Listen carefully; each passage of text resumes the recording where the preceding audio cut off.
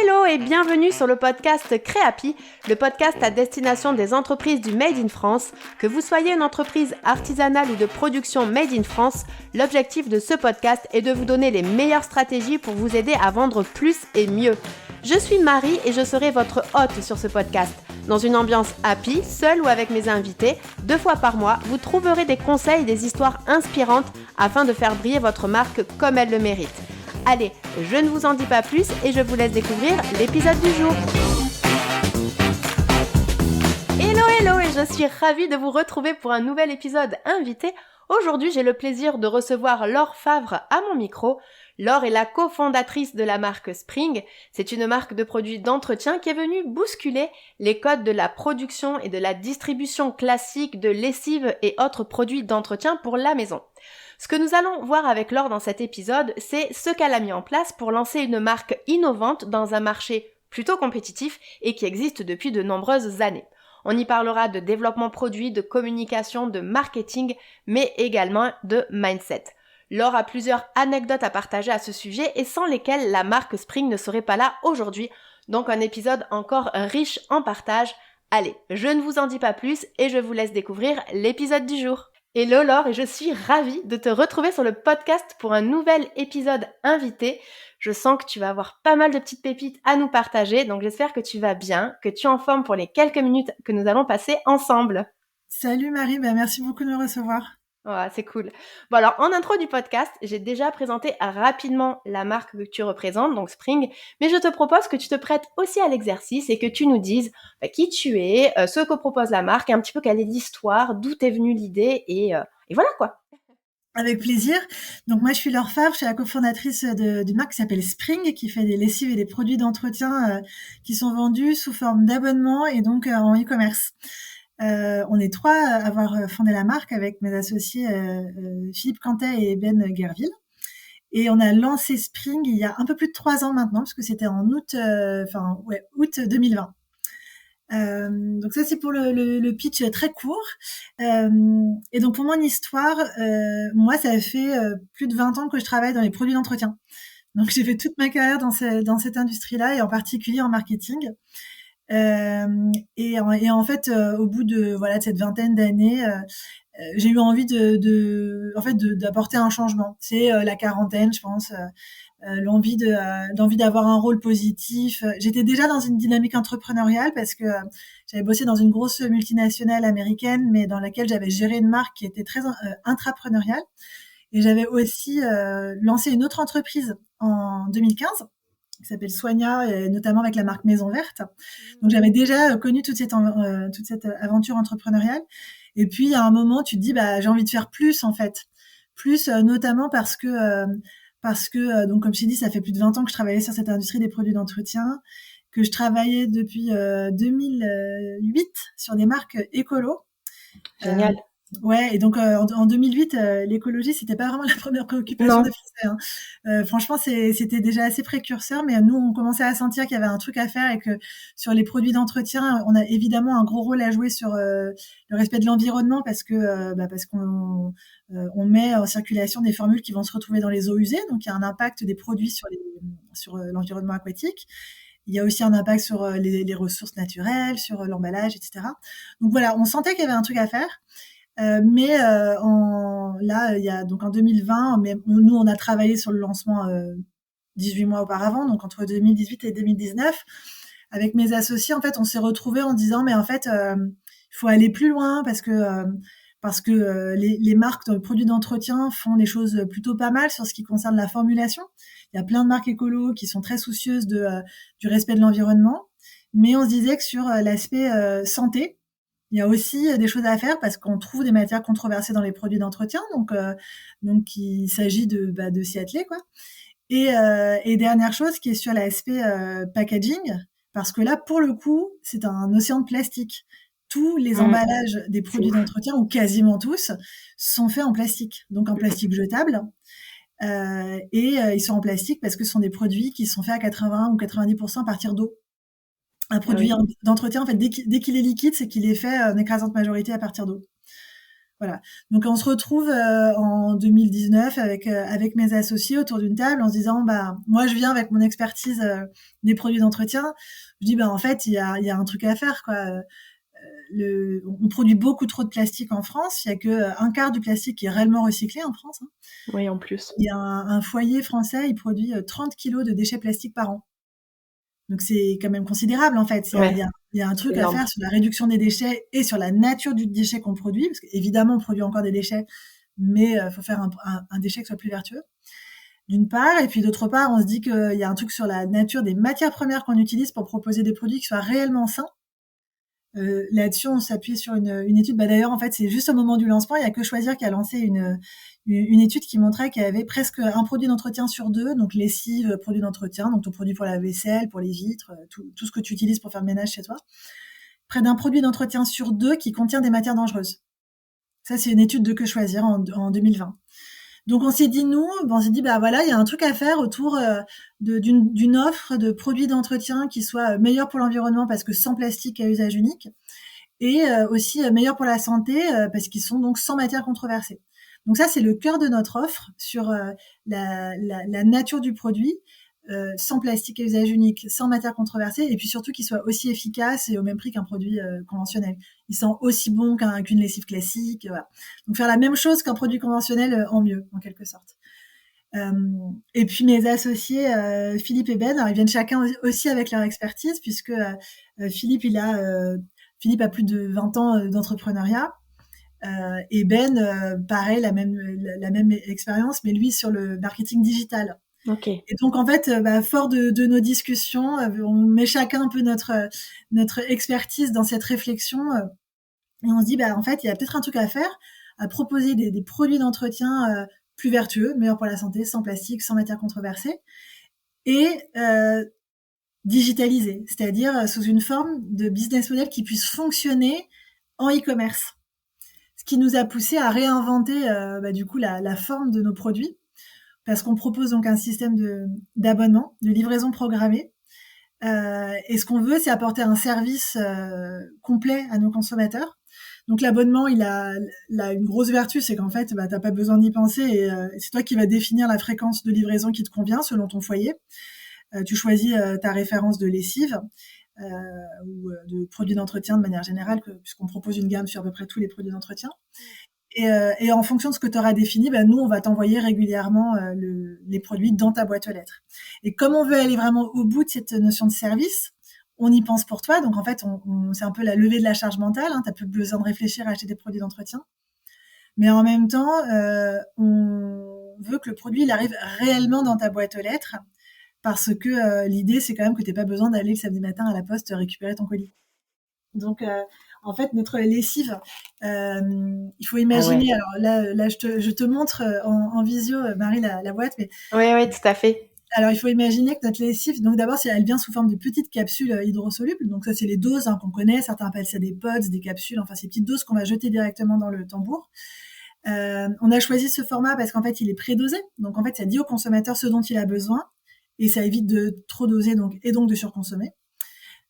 Et puis donc cette petite capsule, elle est hyper concentrée, elle rentre dans une boîte qui fait 2 cm et demi d'épaisseur. C'est ça. Donc c'est en gros c'est une grosse BD en fait. Mm. La boîte c'est une boîte A4 en carton donc et elle fait 2 cm d'épaisseur donc elle est designée pour rentrer dans la boîte aux lettres. C'est Et dans ouf. cette boîte, il y a 42 capsules. Donc c'est l'équivalent d'un gros bidon de lessive mais qui rentre dans la boîte aux lettres. Et puis qui est mieux pour la santé et mieux pour l'écologie et mieux aussi pour le fait qu'on n'a pas besoin d'y penser parce qu'elle arrive chez soi sans qu'on ait besoin d'y penser. Donc c'est Ouais. génial.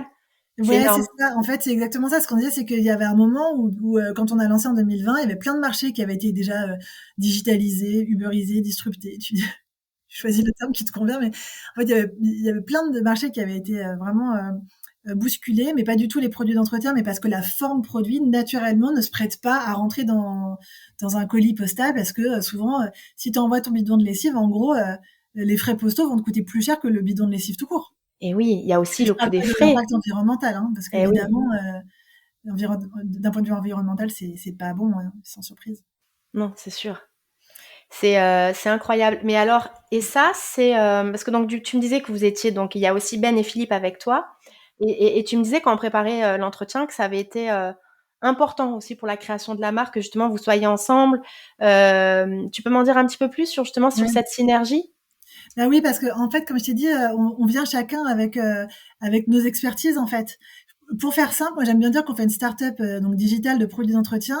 Philippe, il a 25 ans d'entrepreneuriat, Ben, il a 20 ans de digital et moi j'ai 20 ans de produits d'entretien. Eh Ce qui oui, fait qu'en fait, on a trois profils qui sont archi complémentaires, chacun sur un des piliers du business qu'on a monté. Alors, évidemment, on l'a monté de cette manière-là parce qu'on était fort de ces expertises-là. Mais ça fait que on a trois profils hyper complémentaires. On est chacun expert de notre domaine. Et du coup, ça nous donne une association que moi je trouve hyper vertueuse parce que on respecte tout à fait l'expertise de l'autre. En revanche, on fait beaucoup de choses tous les trois. On discute de tous les sujets stratégiques à trois. Ça nous empêche pas d'avoir un avis, de donner notre feedback, de challenger les autres quand on pense que c'est pas forcément la meilleure option. En revanche, on reconnaît que l'expert c'est un tel ou un tel et que c'est lui qui aura le dernier mot. Donc ça donne des discussions vachement saines en fait parce qu'on prend l'input des autres pour ce qu'il a, c'est-à-dire toute la valeur de quelqu'un qui vient soit avec un avis contraire parce il connaît le domaine mais il pense différemment, soit parfois c'est un avis plutôt de novice, dire bah voilà moi quand on a commencé à développer le site internet, moi je venais d'un marketing hyper traditionnel de grandes consos sur les marques que tu peux rencontrer dans un supermarché. Donc autant dire que moi le e-commerce c'était à des années-lumière de mes eh oui. compétences. Donc au début, quand Ben nous présentait le site, toute la tech et notre mode vraiment de la conception de notre e-commerce, bon bah à mon avis il n'avait de valeur que d'être un avis consultatif d'un utilisateur final aussi d'un site internet. Et qui est bien Mais aussi et qui est utile. oui, non, mais c'est ça. En fait, moi, je trouve tous les feedbacks sont hyper intéressants parce que, à contrario, tu vois, moi, quand je parle de développement produit, c'est mon expertise, je fais ça depuis 20 ans. Mais au bout d'un moment, bah, tu peux oublier, je sais pas, enfin, tu peux passer à côté de quelque chose. Et justement, la naïveté du débutant est vachement intéressante parce que souvent, ça te fait voir les choses différemment. Donc, euh, donc ça, je trouve que c'est l'équilibre qu'on a sur tous les trois. C'est que on est, comme je te disais, donc chacun expert de notre domaine et on a beaucoup d'échanges de communication, et c'est super riche parce qu'en fait, on vient se nourrir chacun des insights et de la connaissance de l'autre. Et en fait, c'est 1 plus 1 égale pas 3, mais égale 4, 5, 6, ce que tu veux. C'est-à-dire qu'en Bien fait, on sûr. démultiplie l'intelligence collective, en fait. Ouais, carrément. Et est-ce que si tu avais été, enfin là, je pense par exemple à des personnes qui auraient peut-être envie de lancer une marque, et qui peuvent peut-être avoir des craintes, est-ce que le fait d'avoir été tous les 3, c'est quelque chose qui toi, est-ce que tu l'aurais lancé seul, en fait? Si je veux le dire Bah, différemment. alors, c'est une super bonne question parce que alors la réponse est non. Je suis presque sûre que je l'aurais jamais fait seule. En fait, je trouve que c'est une super question parce que pour moi, voilà, pour la petite histoire, je fais un petit retour en arrière, mais moi, j'ai toujours un peu fantasmé l'entrepreneuriat. Je trouvais que c'était des gens brillants, super smart, qui avaient eu des idées de génie, et du coup, j'étais très impressionnée par les entrepreneurs. Mais moi, je fais pas partie des gens qui ont 1000 idées à la minute. Tu sais, t'as des gens comme ça, ils voient un truc, ils en font 12 idées de business différentes. Voilà, moi, je fais pas partie de ces gens. Et du coup, pour moi, l'entrepreneur, c'était ça. C'était un méga créatif c'est un géo trouve tout, un mec brillant sur tous les domaines. Bon. Et en fait, ce qui me freinait un peu à me dire, ben moi, j'adore l'entrepreneuriat parce que j'aime cette idée de mettre les mains dans le cambouis, de toucher à plein de sujets différents, de d'avoir aussi des grosses difficultés parfois, de pas avoir le mode d'emploi. Il y a une grosse incertitude. Hein. C'est vrai que l'entrepreneuriat, c'est quand même pas non plus un long fleuve tranquille. Je l'avais vu donc chez Johnson et puis chez Soigna, hein, puisque j'avais déjà eu ces approches-là. Mais chez Johnson, c'était de l'intrapreneuriat. Donc bon, je gérais ma marque toute seule, mais c'était une entreprise où il y avait 150 personnes en France. Donc certes, la marque était gérée de manière intrapreneuriale, enfin j'étais loin d'être toute seule. Et Soigna, on avait racheté des marques à un gros groupe, et donc on est parti avec 25 millions d'euros de chiffre d'affaires. Mmh. Certes, tu construis tout un business autour de ça, mais tu fais déjà 25 millions de chiffre d'affaires, donc tu peux déjà avoir une équipe. Enfin, Bien sûr. quand tu fais l'entrepreneuriat tel qu'on le fait là avec Spring, c'est-à-dire la vraie start-up, tu pars de rien du tout. Du tout. Enfin, quand on dit la feuille blanche, à part avoir trois bonnes volontés qui se réunissent dans les salons des uns des autres dans un café. Franchement, on n'avait rien d'autre en fait, En plus, littéralement. vous étiez en phase Covid, excuse-moi, c'était pendant le Ouais, c'était Covid juste que vous avant. Ouais. avez... Ouais, ah oui, C'était donc ouais, juste chacun de avant. chez soi. Et du coup, c'est vrai que là, ça fait quand même appel à d'autres dimensions. Et moi, j'adorais cette idée-là, mais j'étais très consciente que j'avais pas 12 idées, que moi, je trouve qu'on est plus intelligent à plusieurs. Moi, j'adore bosser en équipe, donc j'ai pas envie de bosser toute seule. Donc voilà, pour toutes ces raisons, déjà, non, je l'aurais jamais fait tout seul. Et puis en plus, bah voilà, parce que j'avais pas je sais pas, l'instinct, l'idée, le machin. Et donc, fort de maintenant ces 3 ans de recul avec Spring, 3 ans de lancement, donc ça fait plus de 4 ans qu'on travaille sur la marque. En fait, je me rends compte que, et puis pour avoir rencontré plein d'entrepreneurs aussi depuis tout ce temps-là, je me rends compte que tu peux être un entrepreneur sans être Géo trouve tout et avoir 1000 idées. Tu vois, notre histoire à Ben et Philippe et moi, ça le démontre bien. Moi, j'avais pas d'idée de business. En revanche, j'avais des connaissances sur mes catégories de produits qui me faisaient dire ce qu'on pouvait modifier et changer. Et puis, c'est à force de discuter tous les trois qu'on est arrivé à cette idée de business model. Mais, donc, je pense que, en fait, être avec les bons associés, c'est capital, en fait, parce que d'autres peuvent avoir des idées que toi, tu n'as pas, ou collectivement, tu arrives à trouver ces idées. Et puis, ce dont je m'aperçois aussi avec le temps, c'est que bien souvent, les business tels que tu les vois aujourd'hui et ceux qui te mettent des étoiles dans les yeux où tu te dis, ouais, c'est dingue, ils sont trop forts, bah, bien souvent, ces mêmes gens, ils sont passés par plusieurs échecs avant, ils ont pivoté et souvent, le produit que tu vois et qui t'impressionne, c'était pas du tout le produit de lancement, en fait. Et justement, pour moi, ça, c'est la force d'un entrepreneur, c'est de se dire, OK, est-ce que ce que je fais est bien ou pas bien? Est-ce que je suis capable d'analyser ce que j'ai fait et de me dire vite, allez, là, c'était une erreur, je change de voie, parfois de tout au tout, du tout au tout, parfois tu affines. Mais voilà, ça, c'est pour moi un learning hyper important, c'est que pour moi, j'aurais pas fait ce business seul parce que ça me ressemble pas, ça ne me correspond pas. Et de manière générale, les entrepreneurs sont pas tous des génies euh, et n'ont pas tous des idées extraordinaires, mais en revanche, ils parlent beaucoup, ils échangent beaucoup, ils se documentent, ils sont curieux et ça fait naître des idées. Ouais. Ouais, tout à fait. Non, c'est intéressant ce que tu dis parce que ça, c'est un peu peut-être pour les personnes qui oseraient pas et qui savent pas, et je trouve très bien le parallèle de tu admires et tu te dis j'y arriverai pas. Et ben regarde, toi, t'es là pour démontrer que tu pensais de pas pouvoir y arriver, tu les admirais aussi, puis tu t'es Mais dit je vais y aller avec des personnes qui ont peut-être ce qui me manque. Même si je reste persuadée qu'un entrepreneur peut réussir seul, même sans avoir 15 000 idées, il suffit d'avoir la bonne idée aussi. Par contre, de pouvoir pivoter et rechallenger à chaque fois l'agilité, comme on dit aujourd'hui, hein. C'est sûr que ça, c'est une qualité. On viendra justement à la fin de l'épisode sur les qualités d'un entrepreneur. Mais voilà, ça, c'est bien de se dire, je peux peut-être ouvrir le projet avec d'autres personnes. Alors après, il faut trouver les bonnes personnes. Toi, tu les connaissais déjà? Ils étaient déjà dans ton réseau? ouais, là, j'étais dans mon réseau, mais c'est justement ce qui est intéressant, c'est que moi, c'était à un moment, je me posais des questions, voilà, je voulais ouvrir mes chakras à d'autres choses. Et justement, Philippe, comme je t'ai dit, il a 25 ans d'entrepreneuriat, donc je savais qu'il était très proche du milieu des startups et qu'il était voilà très investi dans ce domaine-là. Puis d'ailleurs, à l'époque, moi, je le connaissais depuis une dizaine d'années parce qu'il avait lancé une application de marketing mobile qui propose des coupons de réduction, qui s'appelle ShopMium. Et donc, c'était voilà sa startup précédente. Et moi, à l'époque, j'étais chez Johnson et j'ai été une de ses premières clientes. Donc, c'est comme ça que j'ai connu Philippe. Et puis, Ben bossait aussi chez Shopmium.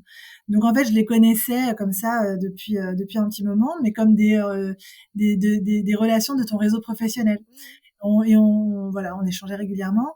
Et en fait, au moment où moi, je me posais un peu des questions sur ma vie, mon œuvre, je me dis, tiens, justement, j'ai pas toutes ces connaissances et startups, j'y connais rien, mais ça me plaît, ça m'intrigue en tout cas. Tiens, je vais rappeler Philippe pour qu'il m'en parle un peu et qu'il me mette sur la voie. Et en fait, c'est comme ça que Spring est né. C'est que c'est qu'en fait, à un moment, je me suis dit, ok, moi, j'ai pas mis l'idée. Et d'ailleurs, c'est un ami qui m'avait dit, t'es pas obligé d'avoir des idées pour faire un business. En revanche, il faut que tu sois curieuse, extérieure, et que tu ailles à des conférences, que tu contactes ton réseau, etc. Et en fait, quand il m'a dit ça, je me suis dit, en fait, il a débloqué un énorme frein que j'avais. Je me suis dit, c'est fou, en fait. Bien sûr, t'es pas obligé d'être directement un parfait entrepreneur. Et c'est lui qui, et c'est comme ça que je me suis dit, mais c'est vrai qu'en fait, t'es pas obligé d'avoir l'idée comme ça. Peut-être que l'idée, elle va émerger parce que je vais aller à des conférences ou je vais parler avec des gens. Et donc, Parler. fort de son commentaire, je me suis dit, ouais, c'est vachement intéressant. Et c'est comme ça que, notamment, que j'avais recontacté Philippe. En disant, bah, tiens, raconte-moi un peu les startups, ton business, raconte-moi. Et en fait, de fil en aiguille, lui commençait à se poser des questions aussi. Il avait une idée sur les trucs des produits d'entretien, mais il savait pas exactement quoi précisément. Il avait déjà en tête ce business d'abonnement. Et puis, en fait, au début, ça s'est passé comme ça, en fait. C'est Il m'a dit, génial. qu'est-ce que t'en penses? Je lui dis, bah oui, mais alors il y a un vrai truc à faire sur le plastique, c'est pas possible. Et on est rentré, je lui dis, mais oui, mais moi je suis venue, quand je te dis, on vient chacun avec notre expertise. Moi, je dis hyper intéressant ce business d'abonnement que je ne connaissais pas d'ailleurs, et qui d'ailleurs, et pour être tout à fait honnête, au début, je me suis dit, ouais, c'est chaud quand même l'abonnement sur sur la lessive. Moi qui venais de la grande conso en supermarché, si tu veux, je me dis, ouais, c'est très original. Et mais c'est vrai, je me suis dit, bah oui, en fait, rationnellement, il y a de l'abonnement sur des tonnes de marchés. La Oui. croquette pour chien, pour chat, enfin pour ouais, la brosse à dents, les protections périodiques, les compléments alimentaires. Il y avait des tonnes d'abonnements et je me dis, bah pourquoi pas sur la lessive alors qu'après tout, c'est un produit hyper récurrent, quoi. Tu Eh oui, l'utilises carrément. vraiment. Et c'est à la fois un produit de récurrence et en plus un produit de première nécessité. Je veux dire, quand tu as plus de lessive chez toi, tu ressors pour en acheter en fait. Ouais, c'est ça, c'est clair. Hyper cohérent d'avoir un abonnement sur ce genre de produit. Mais donc voilà, du coup, lui, il vient avec l'abonnement. Moi, je dis, OK, mais moi, je fais des produits d'entretien depuis 20 ans, des écolos depuis un bout de temps, et en fait, il y a un vrai truc à faire sur le plastique, c'est pas possible, quoi. Et les matières controversées, mais surtout sur le plastique. Et donc voilà, Ben, forcément, lui, l'abonnement, le digital e-commerce, ça lui parlait à mort. Et donc voilà, on a fait un gros melting pot de tout ça, et puis ça a donné Spring, en fait. Ouais, c'est super. Donc en fait, c'est ça, c'est le, le message, c'est d'en parler. D'en parler, toi, tu as commencé à t'intéresser et en demandant juste à Philippe plus de conseils, bah, finalement, bah, c'est devenu ton associé, puis vous avez monté le Ouais. truc et peut-être besoin de se rassurer aussi. Tu sais, je sais pas si c'est le cas, mais bon, Steve Jobs, il a peut-être galéré aussi, hein. Peut-être que lui aussi, il a peut-être dû aller avoir des associés, ou enfin, je sais pas, je pense qu'on pourrait trouver l'histoire de Steve Jobs, j'avoue, je la connais pas très bien, mais tu sais, dans le côté où on se dit, ouais, il faut forcément être ça pour être entrepreneur. Il y a peut-être d'autres qualités à avoir, comme En, tu en disais, notamment vrai, la curiosité, mais En vrai, en plus, sincèrement, je pense que tu as des tonnes d'entrepreneurs différents. bien sûr. Mm. C'est l'être humain. Bon. Donc, je Après, pense que voilà. je pense Pardon, qu'il non, n'y a pas vas-y. un profil type. Il y a certainement des compétences en commun, mais je pense qu'il y a pas de profil type. Et puis surtout, en fait, moi, si je devais laisser un message, en fait, j'ai envie de me dire, mais surtout, je pense qu'il faut pas se dire qu'il y a un profil type ou qu'il faut rester dans une case en particulier, parce que encore une fois, mon expérience personnelle me fait dire le contraire. À un moment, je disais, c'est pas mon truc, je saurais jamais faire parce que j'ai pas d'idée. Et puis aujourd'hui, bon, l'avenir nous dira si ce sera un succès retentissant, mais pour l'instant, on est hyper content et ça marche très bien. Mais Ouais. aujourd'hui, voilà, pourtant, oui, je suis entrepreneur, tu vois. Donc, je crois que pour moi, ce qui compte beaucoup, c'est de se mettre sur le chemin de ce dont tu as envie. Si tu as, en fait, je trouve c'est hyper important d'être acteur de son destin tant que possible. Et plutôt que de fantasmer l'entrepreneuriat, bah, en fait, qu'est-ce que j'ai fait? Moi, j'ai discuté avec quelqu'un que je connaissais qui était entrepreneur. Bon, et il se trouve que ça a tombé à un bon moment, mais en fait, ça aurait pu se passer différemment. Tout à fait. Il m'avait d'ailleurs fait des intros auprès d'un fonds d'investissement, donc tu vois, et ça, ma route aurait pu être très différente. Bon, il se trouve que finalement, j'ai eu la chance de tomber au bon moment avec lui, mais pour moi, le learning, si je l'avais jamais appelé, Mm. est-ce qu'il aurait pensé à moi pour monter ce business? Non, ouais, enfin, certainement que non, du coup. Peut-être pas, j'en sais C'est rien en ça. fait. Oui, oui. Alors lui, il Donc, aurait une histoire différente, toi aussi, mais Spring serait certainement pas né comme ça, en tout cas.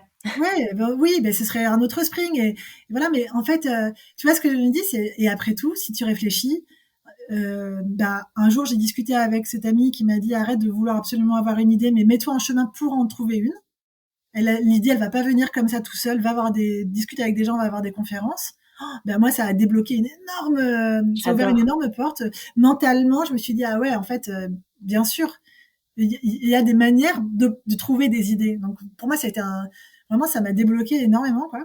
Et puis parler avec des gens, échanger sur son projet, bah, aussi parce que tout bêtement, plus tu dis, plus tu parles avec du monde sur de tes envies, bah, en fait, ton réseau a aussi un réseau. Et puis, qu'est-ce qui te dit qu'ils vont pas apprendre qu'il y a une opportunité dans quelque temps sur tel. voilà, en fait, c'est la loi de l'attraction aussi un peu, je crois. Ouais, tout à fait. Donc c'est ça, c'est d'en parler. Et puis en tout cas, j'espère que la discussion que tu avais eue avec ton ami qui a débloqué des choses chez toi, j'espère que ça pourra le faire pour les personnes aussi qui nous écoutent et qui nous regardent, puisque nous sommes aussi en vidéo. Ce que j'aime bien aussi toujours savoir sur le podcast, parce que je suis un petit peu curieuse, c'est le nom de la marque. Ça vient d'où, le nom de Spring? Moi, j'adore en Euh, plus. trop bien, merci. Mais en fait, Spring, il y a plein de raisons qui nous ont amenés à ce nom. Alors au départ, on avait un brief business. On voulait un nom court, associé à la catégorie et qui soit internationalisable. Alors court pour le SEO en fait, hein, pour que pour que le nom soit efficace sur Google, quoi. Euh, euh, Facilement mémorisable pour que ce soit une marque dont tu te souviens. Je veux dire, Häagen-Dazs au début, je pense, n'était pas une marque très facilement mémorisable. Et pour l'écrire, laisse tomber, comme Volkswagen, quoi. Surtout quand t'es Ouais, pas allemand. Oui. exactement. Donc en fait, voilà, nous on s'est dit, il faut que ce soit efficace pour le SEO, il faut que ce soit court pour que ce soit facilement mémorisable, et puis il faut que ce soit un nom internationalisable parce qu'on espère bien un jour lancer la marque à l'étranger. Donc ça voulait pas forcément dire de l'anglais, mais ça voulait dire un mot qui puisse fonctionner dans plein de langues. Donc ça, c'était le brief hyper basique, efficace, business. Et puis de l'autre côté, on voulait évidemment un nom de marque qui soit évocateur de nos catégories de produits, donc les lessives et les produits d'entretien, et qui soit positif, sympathique, etc. Et donc en fait, on a trouvé nous-mêmes le nom Spring, parce qu'en fait, il y a plein de choses. D'abord, Spring, ça veut dire le printemps. Et sur nos catégories de produits, il y a un temps fort qui s'appelle le ménage de printemps. C'est une expression qu'on connaît tous. Et donc, en fait, même si tu ne vas pas faire ce chemin intellectuel en te disant spring, printemps, ménage de printemps, égale catégorie des produits qu'on vend, quoi. En fait, implicitement, ça te semble pas complètement saugrenu une marque qui s'appelle Spring et qui vend des produits d'entretien. Ouais, carrément. La deuxième chose, c'est qu'en fait, le printemps, ça a aussi une connotation hyper positive. C'est le renouveau, c'est la nature qui prend le dessus, c'est les petits oiseaux qui chantent. Donc il y a un côté très positif et donc très nature. Et pour une marque de produits d'entretien plus respectueux de l'environnement et de la santé, c'était très cohérent. Et puis enfin, le printemps, c'est aussi donc via la nature, c'est aussi les fleurs et les bons parfums du printemps. Or, sur les marchés des produits d'entretien, le parfum est hyper important. Sur la lessive, c'est presque la première chose qui va te faire choisir telle ou telle lessive. C'est les goûts et les couleurs, hein, mais en fait, tu vas te repérer en rayon à la couleur du packaging parce que ça va te dire implicitement le type de parfum qui est contenu dans cette lessive, en fait. Donc c'était hyper cohérent d'avoir ce mot parce que tu vois, du coup, c'est hyper riche. Il coche toutes les cases. À la fois business, pratico-pratique et catégoriel. Ouais, très tout ce qui est technique pour le référencement, mais en même temps tout ce qui est identité de marque. Enfin, je veux dire, c'est vrai que moi, le côté, j'aime bien toujours faire cet exercice, soit à mes élèves ou soit quand je cherche des noms, me dire quand j'entends ce mot, ça m'évoque quoi. Et Bah, Spring, oui, ça m'évoque, même sans aller au ménage au printemps, fraîcheur. Tu vois, fraîcheur, c'est ça. renouveau. Et pour moi, c'est ça, c'est de linge frais. Enfin, bon, personnellement, j'aime beaucoup. Alors après, je sais les goûts et les couleurs, chacun. Mais donc c'est un choix qui a été quand même bien réfléchi, en tout cas C'est hyper qui coche important toutes en les tant que cases. marque. Et oui, oui. C'est quand même Parce super qu'on dit qu'on peut important. changer de nom, mais c'est pas évident. Enfin là, Oh. après, voilà, c'est Moi, je on crois pas connaît qu'on maintenant. puisse changer de nom parce que, enfin, c'est compliqué. Évidemment, tu peux changer de nom, mais le truc, c'est que quand même, quand tu lances ta marque, tu vas faire toute une direction artistique qui est liée à cette marque. Quand tu t'appelles Spring le printemps, bon bah, comme tu l'as dit, ça t'évoque un certain type de visuel ou d'univers graphique. Quand tu t'appelles, j'en sais rien, mais je sais pas pourquoi j'ai aluminium qui vient en tête, qui n'a aucun rapport. Mais de fait, tu vois, c'était dans un truc beaucoup plus tech, beaucoup plus froid. Et bon, de fait, quand tu as créé ta DA autour d'un nom de marque, et puis tout le travail que tu fais aussi de notoriété, changer de marque, franchement, c'est chaud, quoi, hein, surtout sur des marques en lancement qui sont déjà pas C'est connues, clair. hein, par C'est clair. définition, quoi. franchement, la lancer en se disant qu'on allait changer, non, c'est Non, audacieux. non, c'est ouais.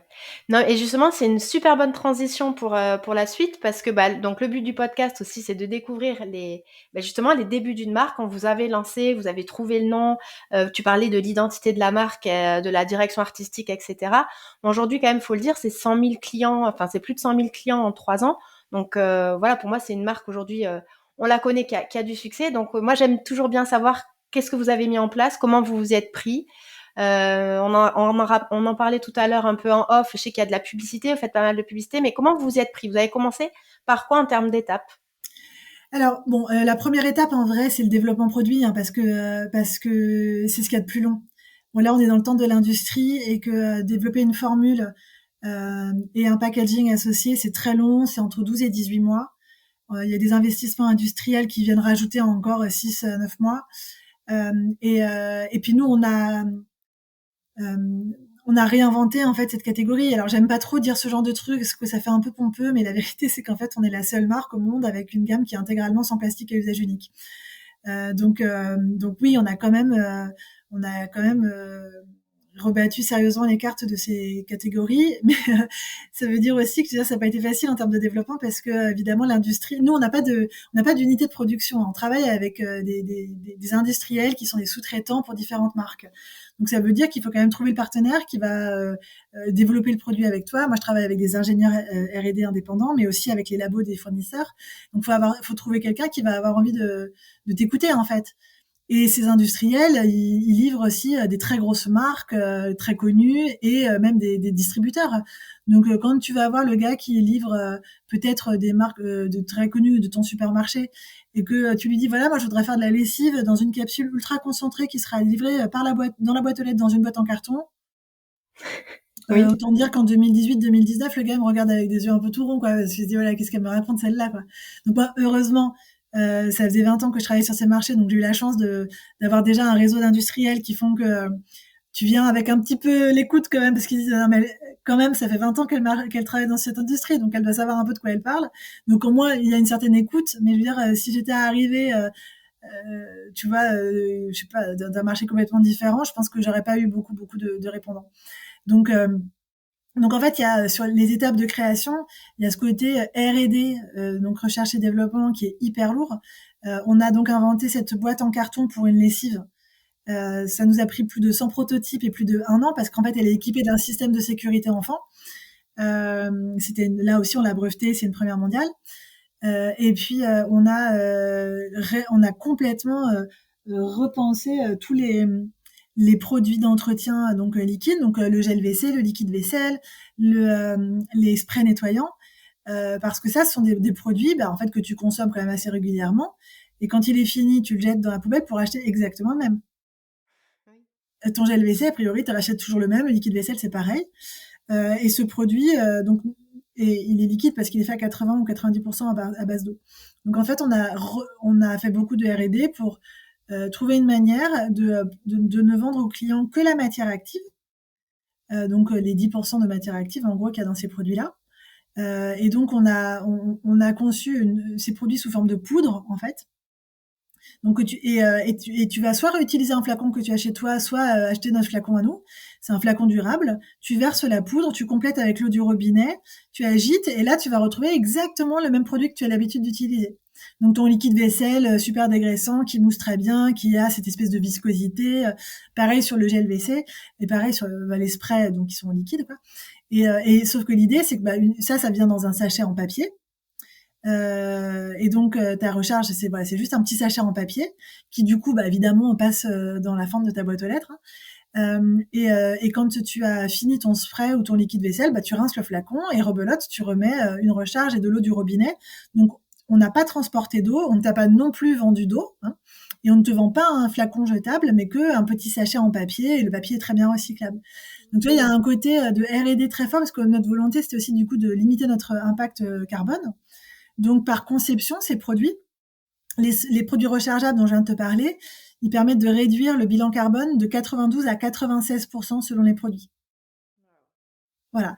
Oui, parce qu'en fait, on va comparer, c'est dommage, j'ai pas de format à te montrer là, mais il faut imaginer ton ton liquide vaisselle dans un flacon normal que tu vas comparer à un petit sachet de papier, en fait, tout simplement. Ouais, non, mais je vois à peu près, ouais. Donc forcément, bah, tu as une logistique qui est hyper optimisée. Il y a une Ah bah fin de oui, vie qui est excellente parce que le papier est super bien recyclé. On transporte pas d'eau et l'eau, c'est lourd, en fait. Donc à la fois, on a un camion qui est beaucoup plus rempli parce qu'un petit sachet de papier, bah, ça prend beaucoup moins de place qu'un flacon de liquide vaisselle. bien sûr. Et en plus, il n'y a pas d'eau, donc c'est beaucoup moins lourd. Proportionnellement, le camion est beaucoup mieux optimisé. Et donc ça fait qu'on réduit de 92% le bilan carbone d'un liquide vaisselle, par exemple. Ah oui. Attends, excuse-moi, je te coupe parce que justement, on n'avait pas parlé de ça. Là, tu me dis que tu es... Donc, la première, c'était le développement produit sur toute la partie R&D.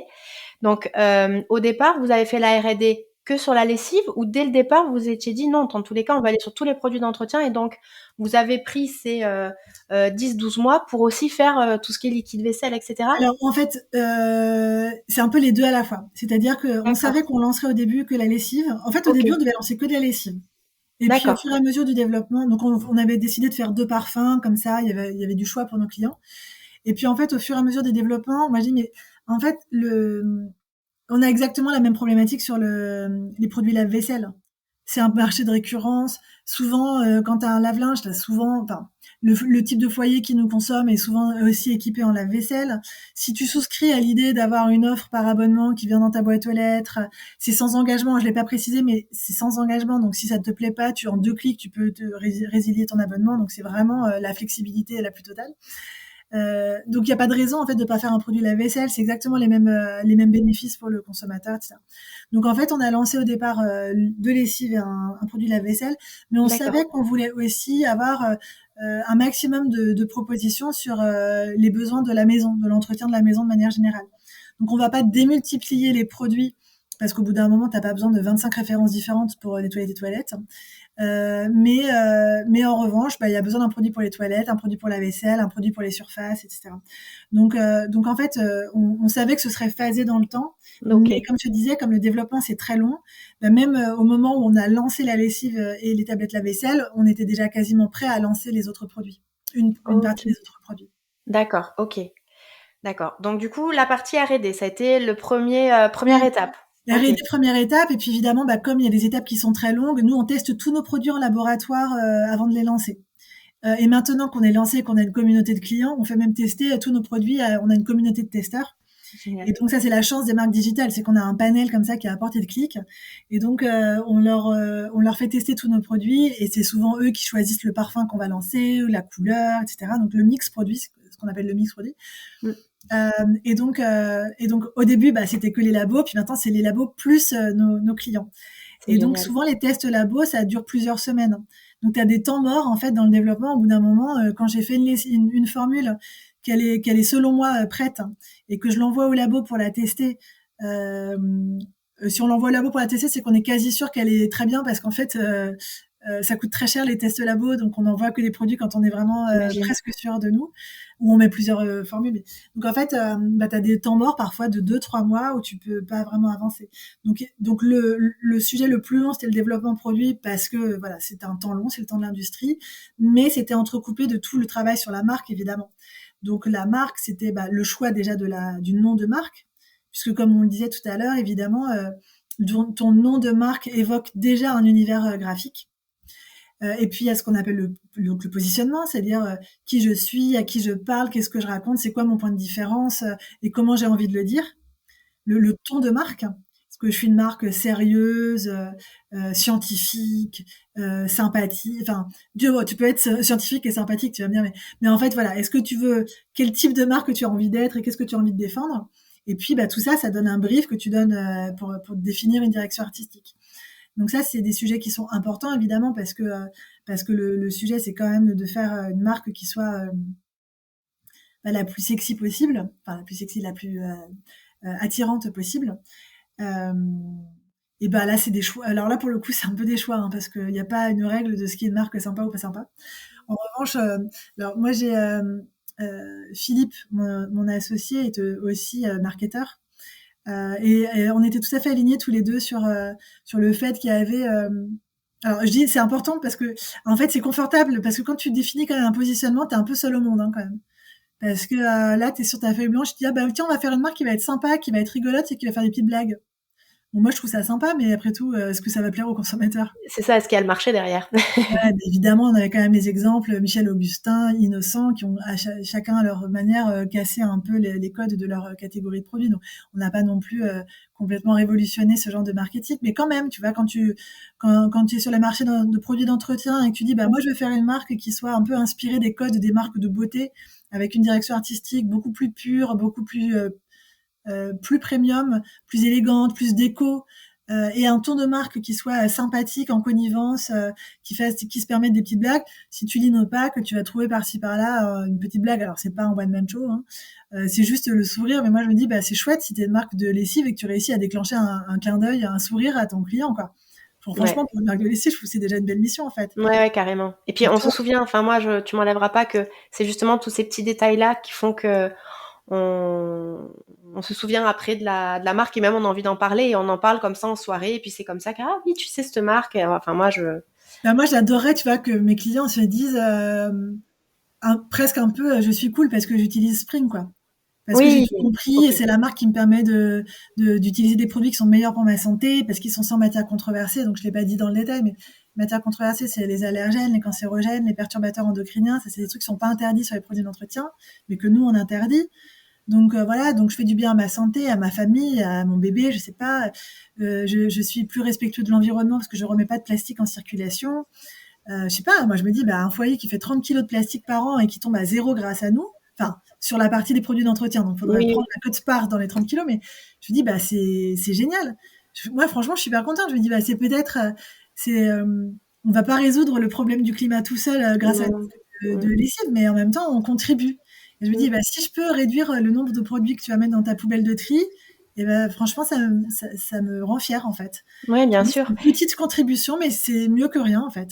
Et que les personnes elles-mêmes en soient fières et qui disent bah, grâce à Spring qu'il y a eu de Exactement. la conscience écologique derrière de Ouais, ouais. ça et comme je te le disais en off voilà moi j'ai une copine qui utilise justement Spring et elle est fière quand elle en parle enfin tu vois c'est vraiment tu sens parce qu'elle contribue elle à justement à son empreinte écologique au niveau du monde entier quoi et tu sens de la fierté derrière et je trouve que c'est très beau effectivement vous avez une Ah, promesse enfin c'est pas une promesse pour le coup parce que c'est réel ce que vous faites franchement, c'est le plus beau, sans angélisme, mais c'est vraiment le plus beau compliment qu'on puisse nous faire parce que, Mm.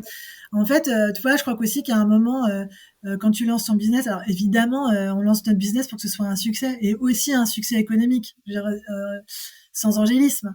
Mais, euh, mais c'est dire que quand tu le fais, c'est une chance unique de lancer sa marque. Je veux dire, quand même, lancer sa marque, définir ce que tu as envie de défendre comme valeur Mm. et ce qui est important pour toi et te dire que tu peux à ton échelle faire un peu la différence. Je veux dire, c'est formidable en fait. C'est clair. Et que là, c'est été pris par plusieurs personnes. On le disait, il y a plus de 100 000 clients. Enfin, tu vois, Ouais. c'est pas, parce que c'est bien de le faire, mais si derrière, il n'y a pas il y a pas une demande, il n'y a pas un marché, c'est presque dommage. Ah bah, Là, voilà. Enfin, c'est c'est quand même le très point de dommage. départ, hein, c'est qu'il faut lancer un business, il faut qu'il y ait une demande et que ça réponde à un problème, quoi. Si ça remplit pas ces cases-là, c'est que c'est certainement pas la meilleure idée. Mais Ouais, ouais, ouais. me dire que tu vois, ton feedback de ton amie qui est notre cliente et Oui. Si elle qui est nous fière écoute. d'être, bah, je suis trop contente Oui. parce que je me dis que quelque part, on a réussi peut-être à communiquer ou à véhiculer ce qui était important pour nous, quoi. Bien sûr. Et je suis sûre que c'est pas la seule. Vous Bah, écoute, viendrez nous le dire, hein. c'est ce qu'ont l'air Si de vous nous nous dire, écoutez. nos clients, hein, bien sûr, mais tu sais, c'est toujours pareil quand tu as des feedbacks comme ça qui te viennent par personne interposée, c'est encore plus chouette Oui. que voilà. Mais d'ailleurs, tu sais, on a un super bon bouche à oreille et on a d'ailleurs, tu disais effectivement à juste titre qu'on a plus de 100 000 abonnements, mais c'est pas, c'est aussi parce qu'on a une excellente notation sur les produits. On est noté 4,8 sur 5 en moyenne. En fait, on fait un Super. gros travail. Je t'ai expliqué un peu comment on formulait les produits et l'attention qu'on met au niveau de qualité, la qualité des parfums. Je t'ai pas dit, mais sur cette lessive là, alors je montre là, c'est la lessive Airfray, c'est la dernière qu'on a lancée et qui est devenue notre best-seller, celle-là. Super. Airfray, on a fait plus de 30 essais de parfums. Waouh. Ah ouais. Parce que en fait, ma liste négative qui est hyper restrictive là, qui a interdit voilà plein de matières premières, dont les allergènes notamment. Les allergènes c'est super, mais c'est ce qui fait que le parfum sent super bon, super puissant, super frais, tout ça. Donc moi je donne le même brief à mes maisons de parfum. Donc je veux que ce soit aussi frais, aussi puissant machin, mais sans les matières premières qui en théorie leur permettent de le faire. Donc c'est un peu un casse-tête, mais on a la chance d'avoir une maison de parfum qui est géniale. Ils me suivent depuis longtemps, ils me suivaient déjà à l'époque sur ma marque précédente. Et en fait, ils sont voilà, ils ont accepté de faire tous ces, je te dis, 30 essais, c'est quand même pas rien. C'est ouf, hein. Ils ont vachement bien réussi puisque c'est le best-seller aujourd'hui. Comme quoi, c'est possible. Quand on Ouais, tombe bah, sur les bonnes personnes, hein. mais attends, en fait, ce que je me dis, en fait, sincèrement, un peu tout est possible, hein. Je veux dire, quand j'ai appelé un fournisseur la première fois pour dire qu'on voulait faire une lessive dans une boîte en carton, le mec m'a rayonné, hein. Quand j'ai appelé un designer pack pour dire, voilà, en fait, on voudrait faire un système de, en fait, pardon, sur les capsules de lessive, il y a une réglementation qui nous impose d'avoir un système de sécurité enfant, qui fait que pour ouvrir la boîte, il faut, enfin bref, il faut les deux mains en même temps, il faut qu'il y ait un peu de résistance. Enfin, il y a un certain nombre de contraintes. Et donc moi j'ai dit, bah, je veux répliquer ces contraintes sur une boîte en carton. Bah, en fait, on m'a beaucoup dit, c'est pas possible. Jusqu'à ce que je tombe sur un gars qui m'a dit, bah ouais, essayons, quoi. Voyons. Et ben, on a fait plus de 100 prototypes, donc c'est de dire que c'était vraiment pas facile. Mais force est de constater qu'on y est arrivé puisqu'on a même breveté la boîte. Donc en fait, ce que je me dis, c'est que souvent, ça aussi, je pense que c'est un truc d'entrepreneur ou en fait, tu sais pas que tu vas pas, enfin, comment dire, il faut essayer. Et puis laisse les gens te dire que ça va pas être possible, mais toi ne pars pas du principe que c'est pas possible. T'as une bonne idée, essaie de la faire marcher en fait. Ouais. Et puis peut-être qu'à un moment tu diras non en fait c'était la fausse bonne idée, mais en l'occurrence, Moi, tu le sauras. parfois ça marche, hein, ça marche. Donc faut essayer. La preuve, hein. La preuve. Bon alors du coup on revient, tu étais sur l'ADA et après donc vous avez donc eu votre identité, enfin votre positionnement, l'ADA, l'identité de marque et après vous êtes passé en termes de promotion ou peut-être même le site, enfin je sais pas, Ouais, c'est ça. En fait, peut-être. après, une fois qu'on a planté un peu tout le positionnement, l'ADA, etc., on a travaillé, ça c'était en parallèle avec un copywriter. Donc, copywriter, c'est des gens qui savent très bien manier les mots et qui traduisent en des belles phrases ce que toi tu mets dans un PowerPoint pas très beau. Et donc en fait, c'est eux qui nous ont fait les petites phrases de ton, les petites blagues qu'on va retrouver sur nos produits. Et qui vont en fait avec le directeur artistique, bah, la somme des deux, ça va habiller la marque. En fait, ça va donner vie à ta marque. Donc on a fait tout ça et puis après on a lancé sur les réseaux sociaux. Nous, on est purement une marque de e-commerce. On est un pur produit. Alors on est ce qu'on appelle une DNVB. Voilà, une DNVB, donc Digital Native Vertical Brand. Et en fait, c'est des marques qui sont nées sur le web, donc souvent sur les réseaux sociaux, et qui vendent, on appelle ça aussi des direct to consumer, dit aussi. Et donc, on vend directement de nous aux consommateurs. Et ça, pour nous, le meilleur canal, c'est les réseaux sociaux, hein, Facebook, enfin Meta, qui nous permet vraiment de nous adresser directement à nos clients, quoi. Donc aujourd'hui, donc Meta, c'est Facebook et Instagram hein, sur lesquels vous êtes. Et alors après, par contre, la vente se faisait, vous aviez un site e-commerce, Oui, bien j'imagine sûr. aussi. Avec. En parallèle de tout ça, de tout ce qu'on s'est dit, on a développé aussi notre site e-commerce où on a conçu un système de vente un peu différent. Donc, parce que comme on vend de l'abonnement, bah ça fonctionne pas de la même manière qu'un e-commerce classique. Et en plus, on propose un pack d'essai. Donc en fait, tu commences par essayer la lessive pour 4,90 €. D'ailleurs, je pourrais te donner un code promo pour tes auditeurs s'ils veulent essayer notre lessive gratuitement. C'est gentil. Je le donne tout de suite. C'est mon nom, donc Laure Favre, LAUFAV 92. LAUFAV 92. Merci. Puis je le remettrai dans les notes de l'épisode avec le lien et tout ça. Il y a pas de avec souci. plaisir. Donc ça te permet d'avoir le pack d'essai gratuit. Et donc l'idée chez nous, c'est que tu rentres par le pack d'essai, tu essaies la lessive et puis après tu as tes livraisons programmées. Donc le pack d'essai, il a 12 capsules. Et les packs de livraison récurrente, ils en ont 42. Mais donc, bah, évidemment, pour designer tout ça, il a fallu adapter, puisque c'est un système qui fonctionnait pas en tant que tel, enfin, qui n'existait pas en tant que tel. Et puis concevoir aussi un système aussi de contact consommateur qui soit simple pour leur rappeler aussi qu'ils vont recevoir leur livraison, parce que en fonction de la taille de ton foyer, tu vas recevoir plus ou moins fréquemment ton pack de lessive. Si tu t'es abonné, que tu le reçois tous les 3 ou 4 mois, par exemple, bon, bah, tu peux peut-être oublier. Et donc, nous, en fait, 3 jours avant chaque expédition, on envoie un mail au client pour dire, bah, tiens, Marie, dans 3 jours, tu vas recevoir ta prochaine boîte. Et là, c'est le moment pour toi de changer de parfum si tu en as envie, de décaler si tu as encore du stock, d'arrêter si tu n'es pas satisfaite ou si tu n'as plus besoin. Voilà. Donc, l'idée, c'était de se dire jusqu'où on va pour que ce soit vraiment un service. C'est-à-dire, encore une fois, c'est sans engagement, c'est hyper flexible. Donc, il fallait pour qu'on puisse concevoir vraiment tout ce mode de communication et la conception du site pour que le client puisse facilement faire toutes les modifications dont il a envie. Ouais, ok. Donc ça, Donc, ouais, c'était ouais. voilà, ça Donc, c'était en parallèle la création du site.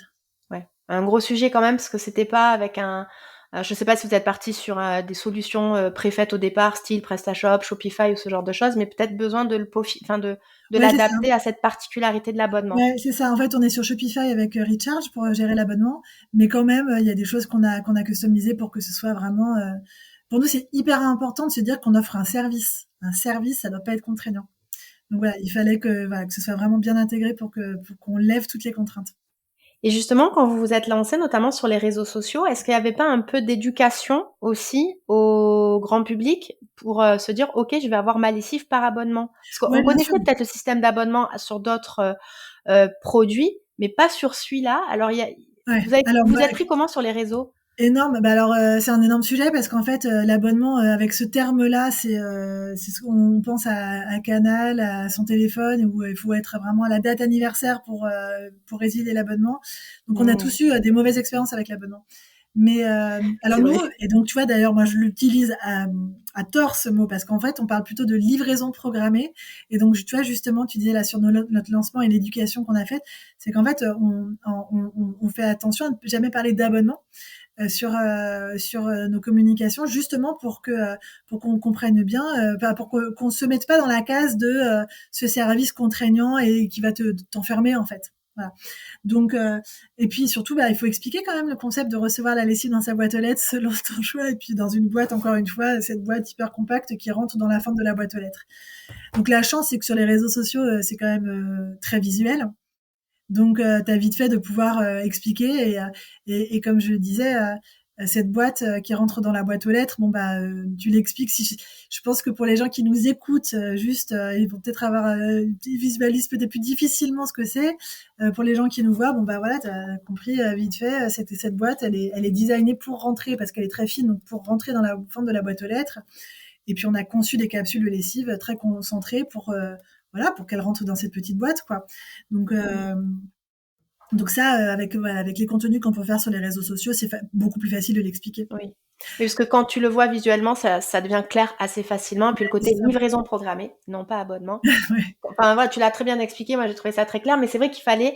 En fait, ma question, c'est est-ce que quand vous l'avez lancé, ça a mis un petit peu de temps pour prendre ou ça a pris assez rapidement? Alors en fait, comme on disait tout à l'heure, là, on a lancé après le premier confinement. Parce que le Et premier confinement nous a un petit peu bloqués, comme beaucoup. Alors ça aurait été idéal qu'on puisse se lancer juste avant, mais bon, ça n'a pas été le cas. Et ça nous a ralenti parce qu'évidemment, l'épidémie a fait que dans les usines, il y a eu beaucoup de problèmes notamment, et donc on a été obligé de décaler le lancement. Mais en fait, on a profité de cette étape-là pour peaufiner le packaging, peaufiner le site et faire un pré-lancement.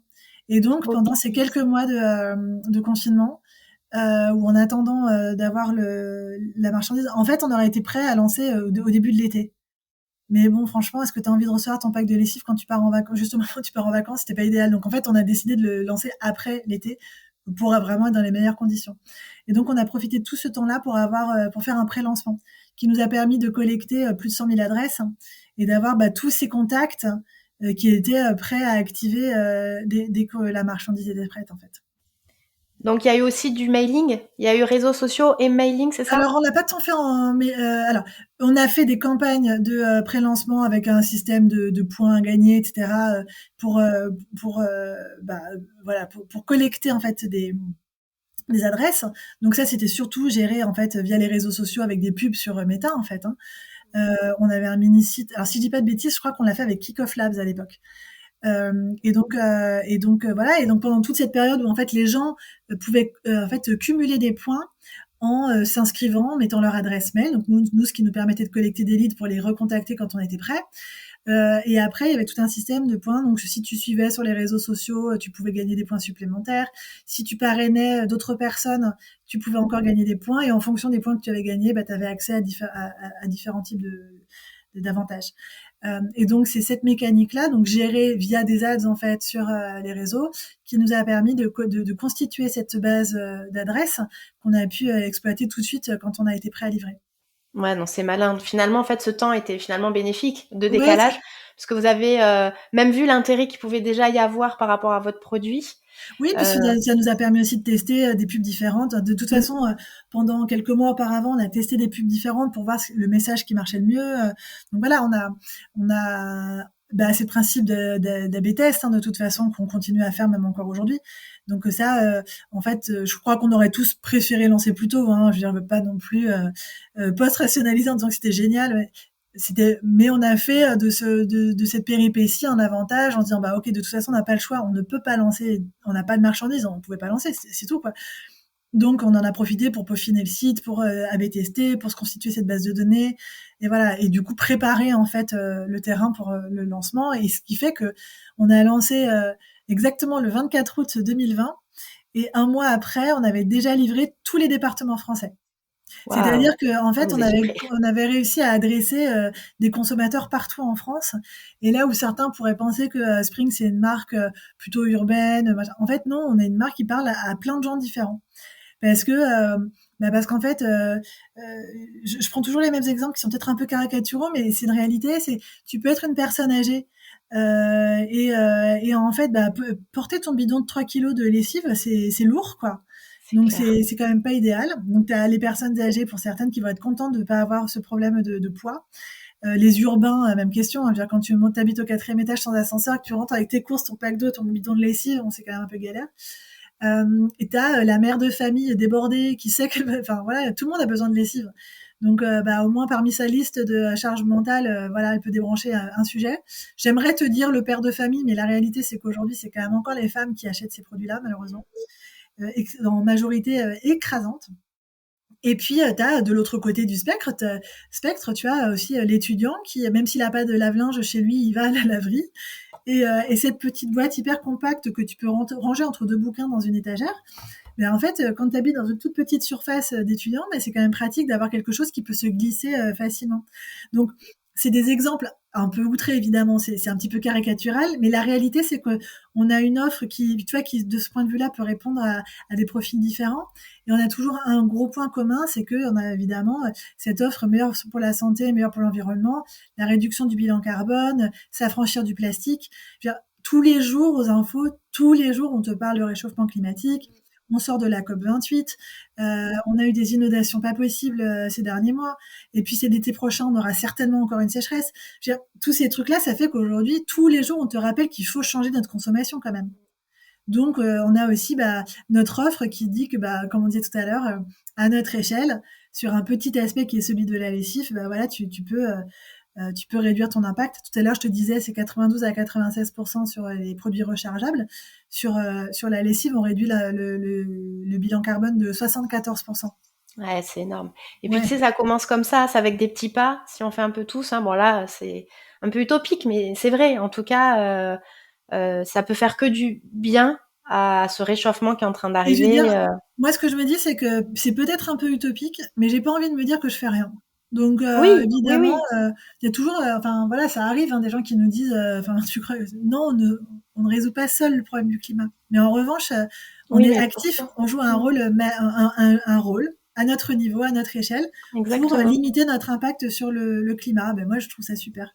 Et surtout que derrière, si on commence à avoir cette démarche-là, la génération qui arrive, là, elle va peut-être être beaucoup plus prête à faire des efforts où là, on le sait, ça va être sur les grosses industries et c'est peut-être à ce moment-là, ça va pas bouger là tout de suite en un an. Mais sur la durée, si on commence à inculquer ça au niveau des générations à venir, c'est là où ça fera la différence. Ouais, mais complètement.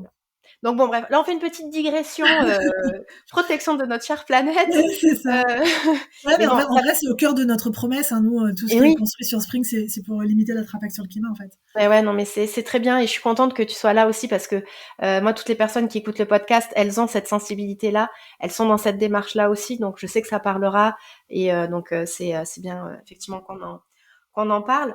Je reviens sur votre communication. Donc, tu me disais aujourd'hui, surtout plutôt, alors par contre, quand tu parles des réseaux sociaux, c'est de la publicité. Vous, aujourd'hui, Ouais. communication, c'est donc Instagram, Facebook, vous avez votre site et derrière, c'est d'ailleurs votre source de revenus principale, c'est ça? C'est via la pub sur les réseaux sociaux? Ouais, c'est ça. Alors en fait, nous, on est une marque de e-commerce. On est un petit peu présent aussi en retail. Donc on est chez Monoprix, chez Franprix, Carrefour Market et un peu à la grande épicerie de Paris aussi. Ok. Mais notre business model, c'est d'abord le e-commerce. Et en fait, on recrute nos clients par l'intermédiaire des réseaux sociaux. Donc par des. Alors on a évidemment nos propres comptes Instagram et Facebook qu'on anime régulièrement. Et on a des jolies communautés. Là, je crois qu'on a 56 000 followers, tu vois, sur Instagram. Mm. Mais en fait, le gros de nos nouveaux clients viennent par l'intermédiaire de pubs qu'on fait sur les réseaux sociaux. Et puis vos publicités ont dû certainement aussi faire venir ces personnes-là en tant qu'abonnés aujourd'hui, Oui, organiques entre guillemets, sur vos réseaux, parce qu'ils ont commencé exactement. à vous découvrir. Mais alors, tu vois, c'est marrant, pas que.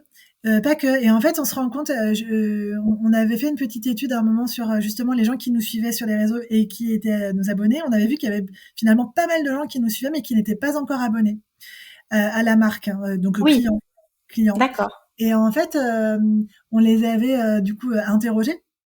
Moi, j'adore, je trouve que c'est génial en fait de faire des focus group via Instagram. Je me dis mais quelle chance.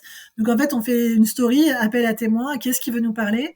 Et donc on fait moi je fais régulièrement des focus group de non utilisateurs. Donc des gens qui nous suivent sur les réseaux sociaux, s'ils voient nos stories, c'est que c'est bien des gens qui interagissent beaucoup avec la marque parce qu'ils voient passer la story. Et donc voilà, on a fait des groupes alors avec des utilisateurs évidemment, mais aussi on en a fait même plus avec des non-ut parce que je me dis moi ça me fascine, je me dis j'adore ce qu'on fait, mais on reste une marque de lessive, tu vois. Et je me dis, donc toi, tu suis une marque de lessive, t'interagis avec la marque puisque ils voient nos stories, et pour autant, ils sont pas clients. Et donc, c'est vachement intéressant parce que moi, j'ai appris plein de trucs, ce qui nous a permis de rediriger aussi en termes de marketing et de communication ce qu'on faisait. Et notamment, en fait, je me suis rendu compte qu'il y avait des clients, il y avait besoin encore d'être rassurés, de mieux expliquer le produit. Certains n'avaient pas compris le principe du pack d'essai. Il y a des gens qui disent c'est clean, mais je sais pas ce que ça veut dire un produit clean. Donc c'était qu'on expliquait peut-être pas suffisamment bien ce qu'on fait sur les matières controversées, donc et de la manière dont on interdit. Et puis la vérité, c'est qu'il y a aussi un peu de défiance. C'est-à-dire que tu es une marque qui est vendue sur Internet. T'as des gens qui ont toujours un peu peur de mettre leur carte bleue. Et puis, bon, après tout, nous, on se présente en expliquant notre pédigré et notre volonté de faire un peu les choses mieux. Mais bon, il faut qu'ils nous croient. Donc, Oui. je sais que Bah, c'est de bonne volonté, c'est sincère, mais bon. oui. Après, l'avantage, c'est que justement, aujourd'hui, tu as des formats, notamment, t'en parlais, des stories sur Instagram qui permettent quand même, alors on peut être, enfin, tu vois, ils vont te voir dans les backstage, ils vont voir aussi, toi, je sais que tu es assez active, tu passes pas mal à la télé, j'ai vu là récemment, on te voit, enfin, on voit aussi qui sont les personnes qui ont créé ça, je pense que ça peut rassurer.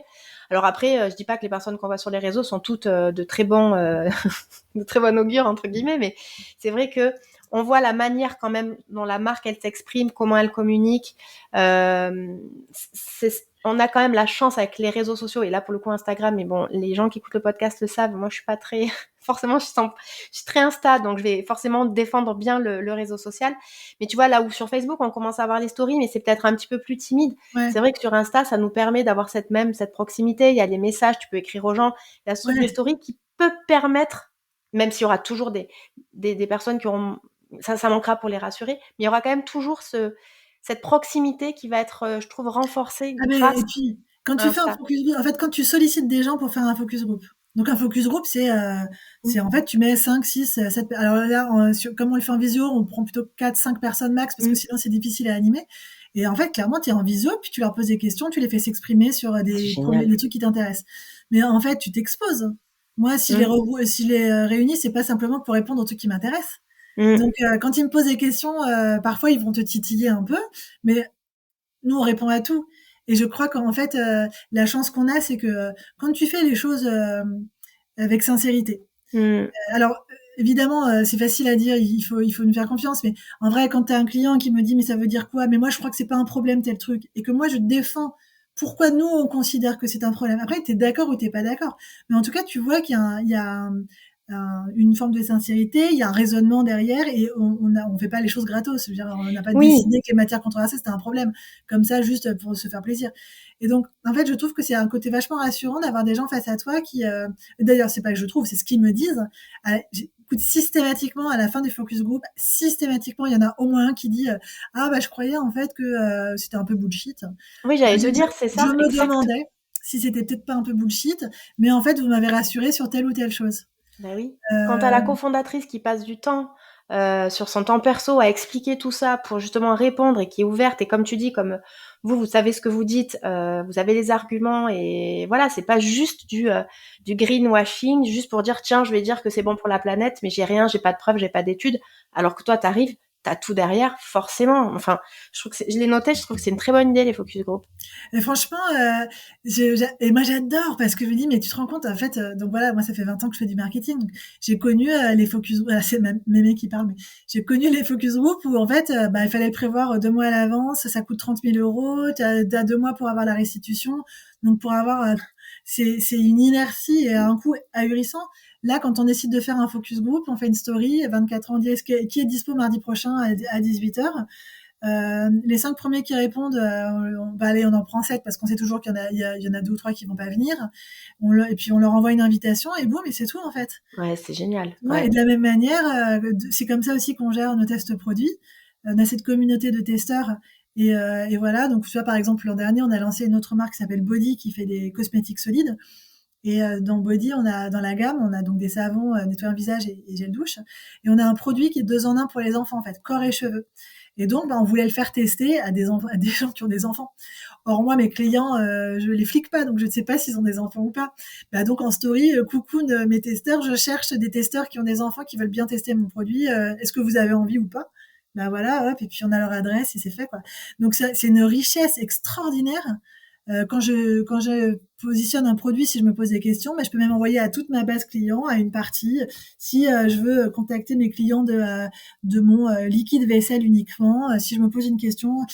Par exemple, quand on a eu, à un moment, on avait eu des questions de qualité sur une formule, c'était au tout début, mais en fait, il y a quelques questions. On n'avait pas eu de gros problèmes, mais il y a quelques personnes qui s'étaient plaintes d'un truc qui me titillait. Et ben du coup, je les ai recontactés, je leur ai fait tester notre formule, mais aux gens précisément qui s'étaient plaints. Mhm. C'est une Ouais, c'est richesse génial. incroyable de Ah oui, digital. oui. Le C'est super, digital sur ça, ouais. c'est super efficace. Et donc, bah, Instagram peut être utilisé de la même manière, en fait. Mm. Ouais, c'est chouette. Merci pour ce partage parce que ça rejoint un petit peu ce que je conseille tout le temps à l'audience, aux abonnés, à mes abonnés, c'est il faut vraiment pas hésiter à impliquer directement les consommateurs dans le produit, pas peut-être de détails de tout dans la construction, mais tu vois, sur les odeurs, sur ce qu'ils préfèrent, s'il y a quelque chose qui va pas, prendre Ah, ce mais temps-là, complètement. ça a un impact derrière qui est Eh ben, pour moi, c'est un double bénéfice parce que, en fait, mm, pour les clients, ils adorent tester, mais nous mm, aussi. Puis, je trouve que c'est c'est vrai. valorisant. Moi, ça me fait plaisir quand on me demande mon avis, en fait. Oui. C'est l'humain, quoi. Ça fait plaisir de se sentir important pour quelqu'un. Donc, ils adorent tester. Et puis, je peux te dire que parfois, ils sont costauds, hein. Ils y vont pas de main morte sur les feedbacks. Quand ils sont pas d'accord, ils le disent. Donc, c'est génial parce qu'en fait, bah voilà, ils testent, ils nous disent ce qu'ils préfèrent, ce qu'ils aiment, ce qu'ils aiment pas, etc. Et de l'autre côté, bah, c'est win-win, hein, parce que moi, ça, je m'assure de mettre sur le marché un produit qui va plus plaire, C'est ça. qui va plaire et qui va être efficace. Et puis qui va être de plus en plus de qualité, oui, de plus en plus efficace et qui répond en tout point à ce que les gens veulent. Bah Donc, voilà. Et donc, en fait, je ne vois pas de raison de ne pas le faire. je Voilà. suis d'accord. Tout simplement. Ouais, ouais, carrément. Donc, je te propose qu'on avance.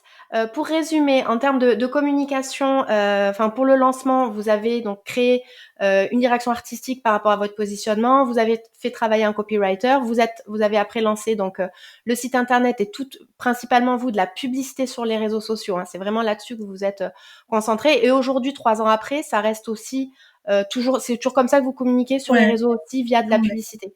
Ok. Exactement. Ouais. Et ça a été quoi, selon toi, pour vous, les plus gros challenges en termes de communication au lancement de la marque, voire même jusqu'à présent peut-être? Ouais, jusqu'à Euh, présent. ouais, bah en fait, oui, on a toujours un peu les mêmes challenges. Le premier, c'est quand même d'émerger.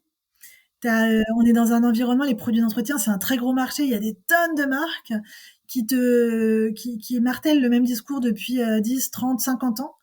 Donc, tu as un vrai sujet d'émergence. Euh, Quand tu es une marque nouvelle et qui arrive avec une proposition qui est si différente, il faut faire ton trou en fait.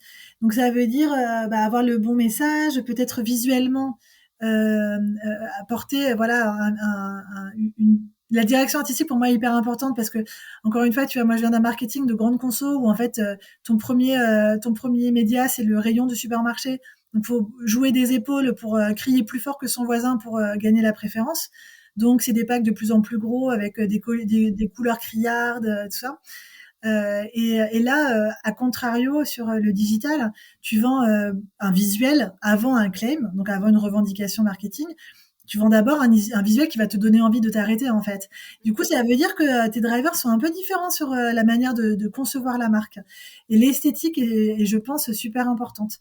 Donc, je pense que le plus gros challenge, c'est cette émergence, gagner en notoriété. Et tu as quand même énormément de bruit sur ces catégories. Et du coup, il faut faire son trou, quoi. Puis en plus, tu as aussi un marché qui est souvent un marché de prescription où bah, souvent la lessive que tu utilises, c'est celle que utilisait ta maman. Et donc, tu es venu un peu on se passe le secret de mère en fille. Mais voilà. Donc, il faut un peu se battre contre tout ça. Et puis je dirais, je pense qu'il y a un autre sujet qui est quand même super complexe, c'est que comme je te l'ai expliqué tout à l'heure, je crois qu'on a une marque qui est très riche parce qu'elle dit nous on veut dire plein de choses. On veut dire meilleur pour la santé, on veut dire meilleur pour l'environnement parce qu'on a la seule marque qui est sans plastique à usage unique. Mais en même temps, je vais expliquer mon concept de livraison programmée dans la boîte aux lettres et de flexibilité. Et aussi, je veux rassurer sur le fait que bah, je fais pareil que les autres en mieux selon moi. Donc, je suis aussi efficace, je suis au même prix, je sens super bon. Enfin, mes produits sont super bons, mais avec toute cette offre qui est super riche. Et ça veut dire que bah, il faut prioriser, il faut hiérarchiser, puis aussi parfois il faut faire des choix. Donc, je pense que franchement, on est encore en train de se demander parfois est-ce qu'on peut se permettre de se passer de parler d'efficacité sur un marché qui est par essence un marché d'efficacité. T'es une marque nouvelle, donc bah, pour certains c'est rassurant. T'es nouveau, donc c'est sérieux. Pour d'autres, on dit bah c'est nouveau, bah c'est pas un tel ou un tel, donc est-ce que ça va vraiment laver?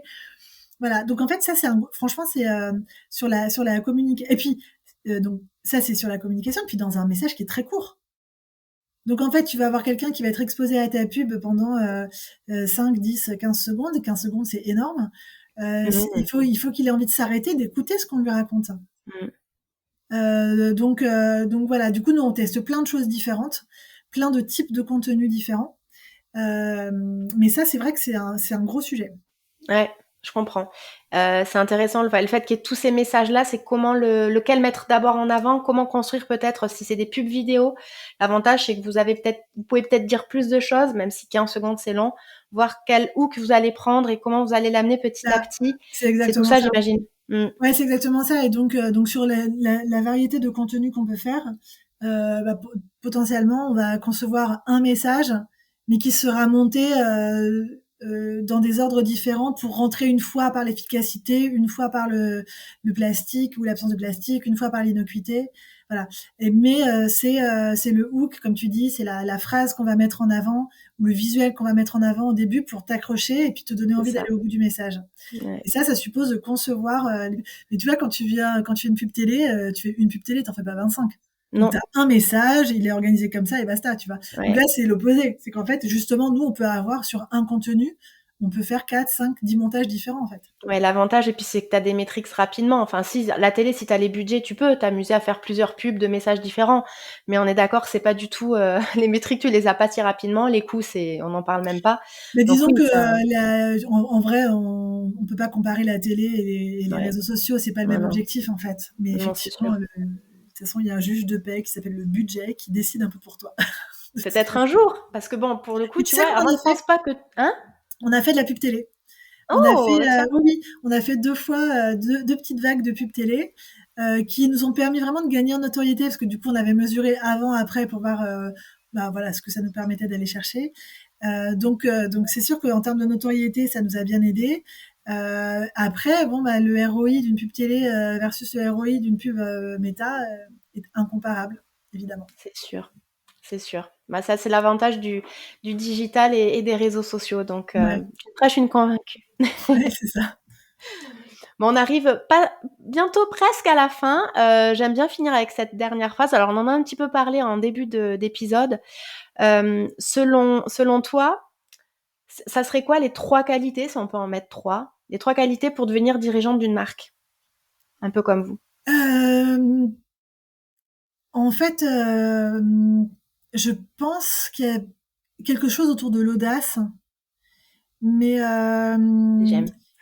en fait, et j'ai envie de dire, c'est plein de choses, l'audace, parce qu'il faut un petit peu de confiance en soi, sans un excès de, voilà, mais avoir un peu confiance en soi. Il faut aimer un peu le challenge quand même, se dire que tu vois un truc, il faut s'écouter. Ah oui, pardon. Moi, je trouve qu'il y a un learning qui est pour moi, que j'ai 45 ans, donc je commence à, tu vois, avoir une petite expérience. Mais non, en fait, je me dis, avec le temps, je crois qu'il faut se fier à son instinct. Moi, je crois que ton intuition, elle a vachement de valeur. Et que le temps te montre que, effectivement, tu vois, par exemple, c'était déjà certainement arrivé d'avoir un mauvais feeling sur une personne, par exemple, ou sur une situation. Bah, franchement, prenez le temps de réfléchir. Et combien de fois, posteriori, vous vous êtes dit, ah non, en fait, je m'étais complètement trompée. Bah, Ah oui. franchement, certainement de temps en temps, hein, mais je crois qu'en Oui, fait, la réalité, c'est que l'écrasante majorité du temps, c'est qu'en fait, oui. ton intuition, elle est hyper juste. Et donc, je pense que ça, faut le garder en tête sur l'entrepreneuriat. C'est que si tu as un feeling qu'il y a un truc qui peut bien marcher, eh ben, suis ton idée. Vas-y, vois comment ça peut fonctionner. Ne te dis pas que c'est impossible, sinon on n'aurait jamais fait une lessive dans une boîte en carton. On n'aurait jamais fait un abonnement de lessive. Et voilà. Donc, il faut avoir un peu de confiance en soi. Et puis ça, je pense que c'est super important.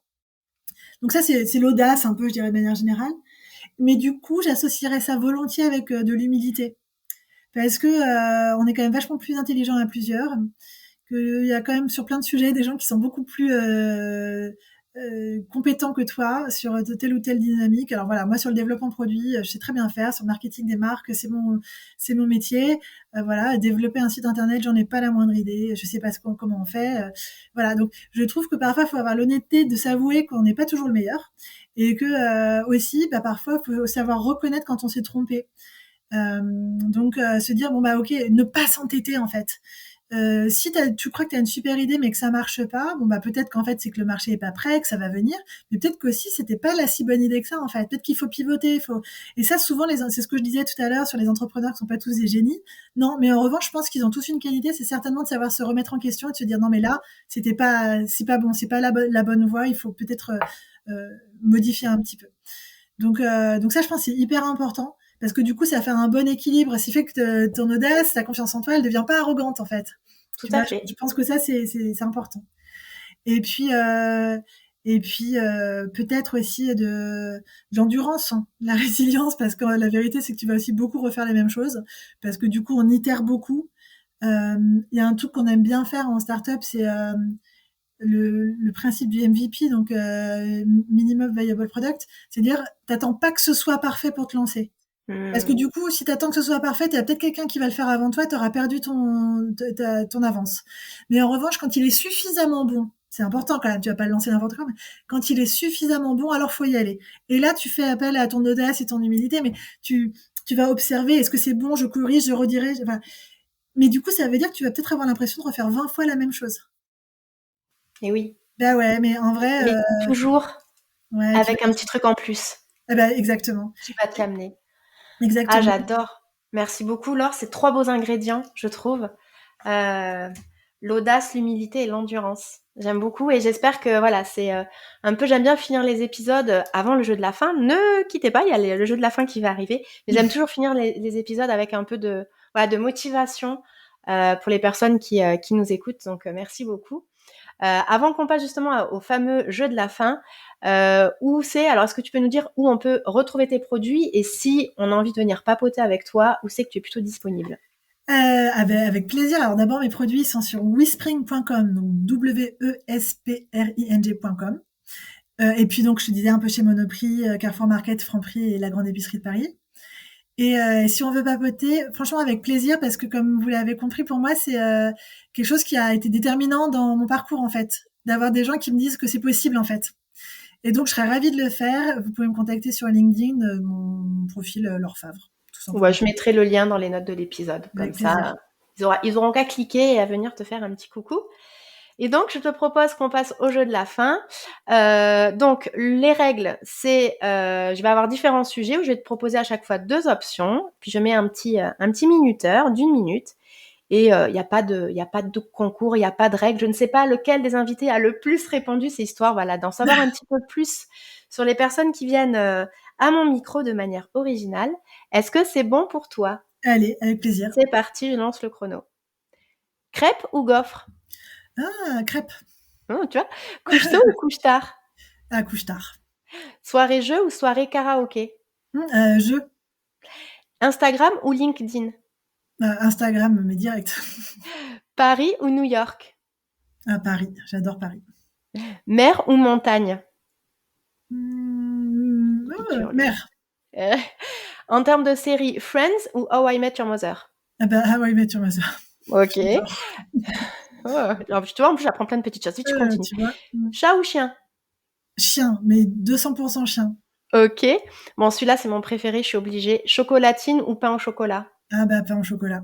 Merci. Disney Plus ou Netflix ? Netflix. Théâtre ou cinéma ? Théâtre. Musique pop ou classique ? Pop. Arriver en retard ou en avance ?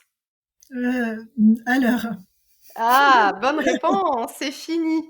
J'adore. T'as eu des réponses très franches, des autres un petit peu plus difficiles quand même. Ouais, c'est pas toujours si tranché, hein, c'est vrai. Et ouais, c'est ça qui est bien aussi. Ça permet de voir aussi les points communs. Donc, notamment sur le pain au chocolat. C'est mon petit jeu à chaque fois. Puisque, c'est ça. Voilà. Bon, en tout cas, merci beaucoup. On est arrivé à la fin de l'épisode pour le temps que tu nous as accordé, pour tout ce que tu nous as livré. J'ai trouvé ça très, très intéressant.